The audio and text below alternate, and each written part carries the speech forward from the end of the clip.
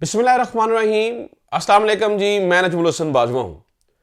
नाज़रीन किराम, काजी फाइज ईसा साहब खुल खुलाकर सामने आ चुके हैं। लाज पर्दे सब खत्म हो चुके हैं। खुल खुलाकर, जिसे कहते हैं नंगा होकर सामने आना, वो नंगे होकर सामने आ चुके हैं। इससे पहले हमने ये देखा कि बहुत सारे लोगों के ऊपर इल्जामात लगते रहे कि यार फुला जज की सोच फुला तरफ है, फुला जज फुला सियासतदान की तरफ टिल्ट रखता है, लेकिन एक लाज पर्दा भरम हमेशा जो है वो जज रखा करते हैं। लेकिन इस बार ये शायद वाज़ेह तौर पे कर दिया गया है, जो दिल चाहते हो सोचो सोचो, कोई मसले वाली बात नहीं है। जो दिल चाहता है अपना ज़हन बनाओ बनाओ, हमें कोई फर्क नहीं पड़ता है। जो चाहेंगे करेंगे, डंके की चोट पे करेंगे, बल्कि जो सहाफी बोलने की कोशिश करेंगे उन्हें कहेंगे तुम डॉलर खोर हो। आजकल तो जो कोर्ट रिपोर्टिंग का मतलब यह है कि वो ग्रीड ऑफ द डॉलर्स है, सिर्फ डॉलर डॉलर इकट्ठे करने हैं, इसके अलावा और कोई मकसद नहीं है। हम सहाफियों को यह ताना देंगे, हम जो बात करने की कोशिश करेगा उल्टा उसके ऊपर इल्जाम धर देंगे, और हम कोई फिक्र नहीं करेंगे इस बारे में कि हमारा इंप्रेशन क्या बन रहा है। अब काजी साहब शायद इस नहज पे पहुंच चुके हैं। आखिरी कुछ दिन बाकी बचे हैं उनकी रिटायरमेंट में, और शायद वो इस बात पे बजिद नजर आते हैं कि मैं रिटायरमेंट लेके रहूंगा। बहरहाल आज एक बड़ी दिलचस्प सूरत हाल पैदा हुई कमरा अदालत नंबर 1 के अंदर। आपको पता है कि इलेक्शन ट्रिब्यूनल वाला केस लगा हुआ था। इसके अंदर सलमान अकरम राजा साहब के वकील थे हामिद खान साहब। पहले हामिद खान साहब ने उनके ऊपर एतराज किया, और बाद में सलमान अकरम राजा साहब बजाते खुद रोस्टम पर आए, और वो महव गुफ्तगू हुए वाजे आमने सामने काजी फाइज ईसा साहब के। और मैं कहता हूं शुक्र अल्हम्दुलिल्लाह, कोई एक तो ऐसा है जो काजी साहब की बोलती बंद करवा सकता है अदालत के अंदर। और सलमान अकरम राजा साहब पता कितने नफीस, कितने शाइस्ता गुफ्तगू करने वाले आदमी हैं। उन्होंने वाकई बोलती बंद करवाई काजी फाइज ईसा साहब की। क्या कहा उन्होंने, मैं आपको बताता हूं। देखिए, इलेक्शन ट्रिब्यूनल वाला मामला चला था, तो इस गुफ्तगू के दरमियान काजी फाइज ईसा साहब ने एक ऐसा फिक्रा कहा जो सेम फिक्रा कल रात एक प्रोग्राम में बैठकर राना सनाउल्लाह साहब ने कहा। राना सनाउल्लाह साहब ने कहा था कि देखिए, सुप्रीम कोर्ट का फैसला कोई आइन नहीं होता है, हमने आइन को मानना है, सुप्रीम कोर्ट के फैसलों को नहीं मानना है। आज इससे मिलता जुलते रिमार्क्स जो है वो काजी फाइज ईसा साहब ने दे दिए। काजी साहब ने कहा कि ये कोई जो है ना वो हमको सुप्रीम कोर्ट के फैसलों के पाबंद नहीं है, हम आइन के पाबंद है। इस बात पे वो कहते हैं इट वाज वो ब्लड बॉइलिंग वाली एक चीज थी, एक ऐसा मामला आ गया। तो सलमान अकरम राजा साहब शाइस्ता गुफ्तगू करते हुए सामने आ गए। उन्होंने कहा कि जनाब माय लॉर्ड, ये नहीं है, बात यह है कि सुप्रीम कोर्ट के फैसले तब तक बाइंडिंग होते हैं जब तक आप उन्हें किसी बेहतर फैसलों से तब्दील ना कर दे। जब तक सुप्रीम कोर्ट का फैसला है आपको मानना होता है। और बाहर निकल के सलमान अकरम राजा साहब ने यह गुफ्तगू की। उन्होंने कहा कि यह क्या तरीकाकार है। इससे पहले हामिद खान साहब ने कहा कि जनाब काजी फाइज ईसा साहब की मौजूदगी में हमें, माय लॉर्ड, आपके बेंच में बैठने पर हमें एतराज है। इसके ऊपर ने कहा आप अपनी सीट के ऊपर बैठिए। इस लहजे में इस तरह से गुफ्तगू ने कहा आप अपनी सीट के ऊपर बैठिए, आपने अलग होना तो हो जाए, मैं नहीं अलग होऊंगा। ये तो कहते हैं बच्चे कहते हैं ना, धमा चौकड़ी मार के बैठ जाना कि भाई तोड़ी ऐसी दी तैसी कर लो जो कुछ करना। कुछ मैं कहता हूं कोई लिहाज बाकी नहीं रहा है। यानी आप ये देखिए कि आपका फेलो जज मुनीब अख्तर साहब वो ये कह देते हैं कि जब तक ये धौंस और ये सारी चीजें जारी रहेगी मैं किसी बेंच में नहीं बैठूंगा, आपका कोई फर्क नहीं पड़ता है। आप बजाते हो 6 महीने तक किसी बेंच पे नहीं बैठे, चैंबर वर्क करते रहे, क्योंकि प्रैक्टिस एंड प्रोसीजर एक्ट आ चुका हुआ था, और आपने कहा जी मैं नहीं बैठूंगा, और फिर मामला फुल कोर्ट में गया, फुल कोर्ट ने इसको इंडोर्स किया। अब आप फुल कोर्ट को इत्मीनान में लिए, इसके अंदर एक गैर आईनी सदारती ऑर्डिनेंस आता है, आप घंटों के अंदर उसके अंदर अपने चेरी पिकिंग करके एक जज को बिठा लेते हैं, और फिर सदर जो मंसूर अली शाह साहब हैं वो कह देते हैं मैं वो भी नहीं बैठ रहे हैं, मुनीब अख्तर साहब भी नहीं बैठ रहे हैं। मुनीब अख्तर साहब तो कहते हैं मैं किसी बेंच में नहीं बैठूंगा, और वो जो 5 रुकनी बेंच बहरहाल मैं आपको बताऊं कल बना था वो टूट भी गया है, ठीक है। मुनीब अख्तर साहब भी नहीं बैठ रहे हैं, मंसूर अली शाह साहब ने भी झंडी गिरा दी, और ये बंदा मतलब इनको समझ नहीं है मैं क्या करूं। मतलब मैं इनका जो मनसब है वो ऐसा नहीं है कि मैं ये बंदा करके बुलाऊं, लेकिन नाज़रीन करम हद होती है, इनफ इज इनफ। कोई मतलब ये कहा जा रहा है। आज काजी साहब एक जगह पे फरमाते हैं आइन बड़ी पेचीदा किताब है, इसे दाना शख्स ही समझ सकता है। तो किसी एक दोस्त हमारे ने लिखा हुआ था, शायद कमर बेकन साहब ने लिखा था, उन्होंने कहा और हाँ बिल्कुल ये आइन की किताब गधों के हवाले नहीं होनी चाहिए। पता नहीं उन्होंने किसके बारे में लिखा, जिसके बारे में लिखा, लेकिन बिल्कुल ठीक लिखा, बिल्कुल ठीक लिखा। बहरहाल आज जो गुफ्तगू हुई, काजी फाइज ईसा साहब कितने तपे हुए थे और उन्होंने इसके ऊपर क्या गुफ्तगू की, और इमरान खान साहब ने जेल से काजी फाइज ईसा साहब के बारे में क्या कहा है, ये सारी चीजें जनाब अब मैं आपके सामने डिटेल के अंदर रख देता हूं ताकि आपको अंदाजा हो जाए कि माहौल क्या था और काजी साहब कितने गर्मा गर्मी में थे, और सलमान अकरम राजा साहब भी बड़े गर्मा गर्मी में थे। सुने काजी फाइज ईसा साहब क्या कहते हैं। कहते हैं मुल्क को इस्तेहकाम की जरूरत है, हम किसी के दुश्मन नहीं, एक मुल्क में बसने वाले हैं। बिल्कुल काजी साहब आप किसी के दुश्मन नहीं है, लेकिन दुश्मनी कीजिएगी भी मत। फिर जनाब उन्होंने कहा, गुज़श्ता समात पर इलेक्शन कमीशन को chief justice Lahore high court के पास भेजा। हमने सीखना है कि इदारों का काम खतों किताबत नहीं है। खतों किताबत में जो जबान इस्तेमाल होती है, यह तरीका नहीं मुल्क चलाने का। अब मसला हल हो चुका है। वकील इलेक्शन कमीशन सिकंदर बशीर ने कहा, जी मसला हल हो चुका है, 4 जज उन्हें रख लिए, 4 जज इन्हें अपॉइंट करने का कह दिया। अब यहां पर भी डंडी है। मैं नाज़रीन कराम आपको बताऊं, आलिया नीलम साहिबा ने, जो chief justice Lahore high court हैं, जो शहजाद मलिक साहब हैं, उनके लगाए हुए 6 जजों में से 4 जज ही तब्दील कर दिए। यानी कि 4 जज ही तब्दील कर दिए, और वो जज हैं जो पहले से काम कर रहे थे, जिनके बारे में बताया जाता है बड़े अपराइट किस्म के जज हैं, वो बिल्कुल किसी के धौंस धमकी में नहीं आते हैं। ऐसे जजों को तब्दील कर दिया गया। हम आलिया नीलम साहिबा का झंडा बुलंद किए हुए थे, उनका इकबाल बुलंद रहे, लेकिन यहां पर देखें क्या हो रहा है, वो भी आज खुलकर सामने आ चुकी है बात। अच्छा जनाब, जस्टिस जमाल बंदो खेल ने कहा, जी बलूचिस्तान से तो ट्रिब्यूनल्स के फैसले भी आना शुरू हो चुके हैं। चीफ जस्टिस काजी फाइज ईसा ने कहा, हमारे पास भी ऐसे मुकदमात आए जो स्टे पर चलते रहे।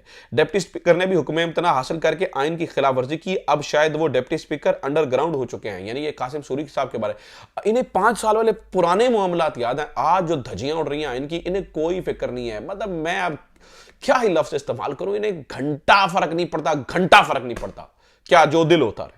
अच्छा फिर सुने, इलेक्शन कमीशन 1 हफ्ते में बाकी ट्रिब्यूनल्स का कयाम यकीनी बनाए, काजी फाइज ईसा ने कहा। आपको सिर्फ 2 जजेस चाहिए, क्या आप लाहौर हाईकोर्ट की तायद कर रहे हैं? काजी फाइज ईसा ने कहा, क्या आपको सिर्फ 2 जजेस ही चाहिए? क्या हम हाईकोर्ट और इलेक्शन कमीशन के दरमियान मुशावरत में मुदाखलत कर सकते हैं? जस्टिस जमाल मंदोखेल ने कहा।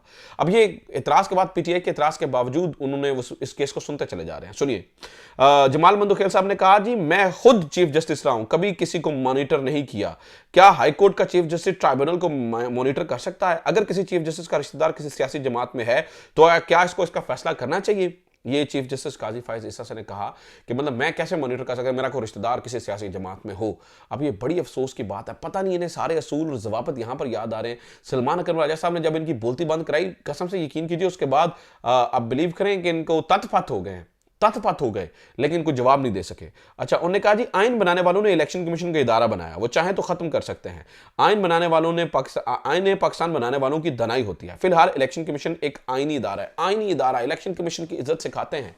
इलेक्शन कमीशन की बात, अब वो जिस तरह से धज्जियां उड़ा रहा है और जिस तरह से वो काजी साहब उसे फैसिलिटेट कर रहे हैं, वो काजी साहब को फैसिलिटेट कर रहे हैं। जिस तरह से ये सलीमुल्लाह से कलीमुल्लाह और कलीमुल्लाह से सलीमुल्लाह चल रहा है, पूरी दुनिया देख रही है, लेकिन कोई, मैं वो ख्वाजा आसिफ साहब वाला फिक्रा दोहराना चाहता हूं, कोई शर्म होती है, कोई या होती है, लेकिन मैं नहीं दोहरा सकता। ऑब्वियसली आइन एक, बहरहाल वो एक आइनी सीट के ऊपर है, बेशक थोड़े दिनों के लिए हैं, चीफ जस्टिस हैं, तो मैं उनको जो है ना वो ये नहीं दोहरा सकता। बहरहाल सुप्रीम कोर्ट ने पंजाब इलेक्शन ट्रिब्यूनल केस में इलेक्शन कमीशन की अपील पर फैसला महफूज कर लिया है और अदालत ने इलेक्शन कमीशन ट्रिब्यूनल की नोटिफिकेशन जारी करने की इजाजत दे दी है। ट्रिब्यूनल को फाल करें, हम कोशिश करेंगे कि जल्द इसमें केस में फैसला सुनाएं, चीफ जस्टिस ने यह कहते हुए फैसला महफूज किया। अब जनाब वाला इमरान खान साहब ने फिर काजी फाइज ईसा साहब के बारे में गुफ्तगू की। ऑब्वियसली उन्होंने भी बताना है ना कि काजी फाइज ईसा साहब का फिर किरदार क्या है। इमरान खान कहते हैं, जी वाज़ेह हो गया है कि काजी फाइज ईसा लंदन प्लान का हिस्सा थे। एजाज उल एहसन और मुजाहिर नकवी को काजी फाइज ईसा ने बाहर कर दिया। प्रैक्टिस एंड प्रोसीजर एक्ट खुद काजी ने बनवाया और फिर तब्दील कर दिया। चीफ जस्टिस से सारी कानून साजी में अपनी डिक्टेटरशिप कायम करना चाहता था। ठीक है, वो अपनी डिक्टेटरशिप कायम करना चाहता था, जो कि इस वक्त तक वो करने में काम, दो बंदे बैठकर जो है वो बेंच बना रहे हैं। जैसे यानी कि आपने प्रैक्टिस एंड प्रोसीजर एक्ट लेकर क्यों आए? अगर आपने ही बेंच बनाने थे और ये सारी चीजें करनी थी तो फिर ये ना करते ना। आप खुद बेंच बना रहे हैं और ये सारा कुछ कर रहे हैं और फिर इस हद तक अंधाधुंध लगे हुए हैं, तो बड़े ही अफसोस की बात जो है वो इस वक्त नाज़रीन किराम हो। अब सुन लीजिए कि इमरान खान क्या कहते हैं। इमरान खान कहते हैं कि जनाब काजी फाइज ईसा ने अपने जो है वो अपनी कौम के साथ फ्रॉड किया है और ये बहुत बड़ा फ्रॉड है। इमरान खान ने डयाला जेल के अंदर बड़ी अहम गुफ्तगू किया है, मैं चाह रहा हूं कि वो गुफ्तगू भी आप सुन लीजिए। वो कहते हैं, सुप्रीम कोर्ट के मखसूस नशिस्तों से मुताल्लिक फैसले से सब वाज़ेह हो गया है। चीफ इलेक्शन कमीशन जानिबदार अंपायर ही नहीं बल्कि इनकी टीम का ओपनर बल्लेबाज है। काजी फाइज ईसा दूसरा बल्लेबाज है। इनकी तमाम हरकत मफादात का टकराव है। ये चाहते हैं कि इन्हें 2/3 अक्सरियत मिल जाए और अंपायरों को तोसी मिले। वाज़ेह हो गया कि काजी फाइज ईसा लंदन प्लान का हिस्सा था। वो कह रहे हैं कि ये सारा कुछ जो हो रहा है वो एक्सटेंशन, यार पता नहीं हमारे मुल्क को क्या एक्सटेंशन की बीमारी खाई जा रही है, एक्सटेंशनों के रोले हैं। ठीक है, काजी फाइज ईसा ने कौम के साथ फ्रॉड किया। हमारी 9 मई और 8 फरवरी की दरखास्तें काजी फाइज ईसा ने नहीं सुनी। हर हरबे के जरिए हमारी नशिस्तों को कम किया जा रहा है।